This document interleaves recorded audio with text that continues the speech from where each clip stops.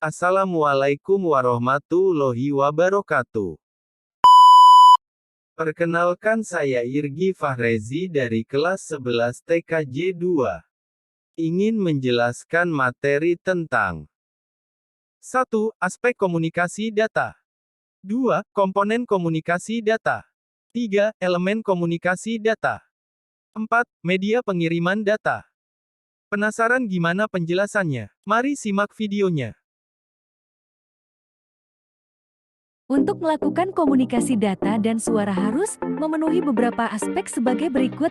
1. Communication channel. Yang pertama adalah jalur lintas data, yaitu simplex. Adalah komunikasi yang dilakukan secara satu arah, penerima hanya bisa sebagai penerima, dan pengirim hanya bisa sebagai pengirim. Half duplex. Komunikasi ini dapat dilakukan sebagai pengirim dan penerima, namun dilakukan secara bergantian. Full duplex. Yang terakhir adalah full duplex. Komunikasi ini dilakukan secara dua arah, dapat menjadi pengirim dan penerima secara bersamaan, tanpa harus bergantian. Contoh handphone. 2. Serial communication meski adalah komunikasi harus dilakukan secara uret. Harus lewat blok komunikasi.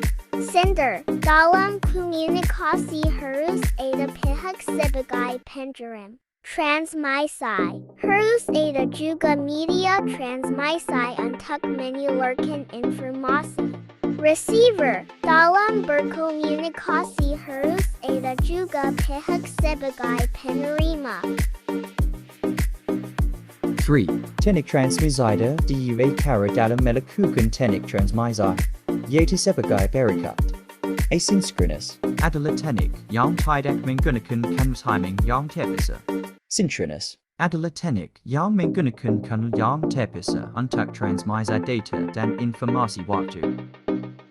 Itu adalah beberapa aspek yang harus diperhatikan untuk melakukan komunikasi data dan suara. B. Komponen komunikasi data. Aspek yang paling penting salah satunya yakni komponen komunikasi data yang harus ada dalam proses pengiriman atau penerimaan. Jika salah satu komponen tidak ada, maka kedua proses tersebut otomatis tidak dapat dilakukan. Lalu apa saja komponen komunikasi data? Berikut ada 5 komponen dasar yang perlu Anda ketahui berkaitan dengan sistem komunikasi data. Pertama, sumber data. Kedua, transmitter. Ketiga, sistem transmisi. Keempat, penerima. Kelima, pengirim dan tujuan. Apakah sampai sini cukup bisa dipahami?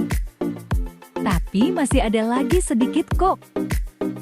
C. Elemen komunikasi data. Komunikasi data adalah hubungan atau interaksi pengiriman dan penerimaan antar device yang terhubung dalam sebuah jaringan, baik yang dengan jangkauan sempit maupun dengan jangkauan yang lebih luas. Contohnya adalah pertukaran sinyal-sinyal suara antara dua telepon pada satu jaringan yang sama. Berikut ini elemen-elemen model komunikasi data. Pertama, source sumber, penghasil data untuk ditransmisikan. Kedua, transmitter pengirim. Sebuah transmitter cukup memindah dan menandai informasi dengan cara yang sama.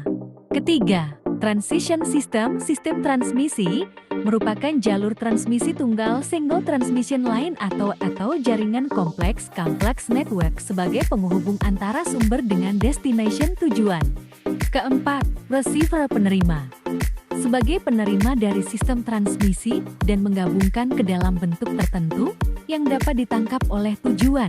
Sebagai contoh, sebuah modem akan menerima suatu sinyal analog yang datang dari jaringan atau jalur transmisi dan mengubahnya menjadi suatu digital bit stream. Kelima, destination tujuan, menangkap data dari receiver. D. Media pengiriman data. Media transmisi adalah media yang mentransmisikan gelombang elektromagnetik data dengan menggunakan konduktor fisik. Media transmisi juga menyalurkan jalur transmisi sinyal yang meliputi twisted pair cable, koaksial kabel, kabel koaksial, dan fiber optik kabel, kabel serat optik. Twisted pair dan koaksial kabel menggunakan konduktor logam yang menerima dan mentransmisikan sinyal dalam bentuk aliran listrik. Optical fiber serat optik menerima dan mentransmisikan sinyal data dalam bentuk cahaya. Ada juga beberapa faktor yang memengaruhi kualitas media transmisi, di antaranya bandwidth noise, gangguan radiasi, attenuation redaman. Gimana? Apakah materinya cukup membantu? Saya kira sudah cukup materinya, kurang lebihnya. Mohon maaf, terima kasih.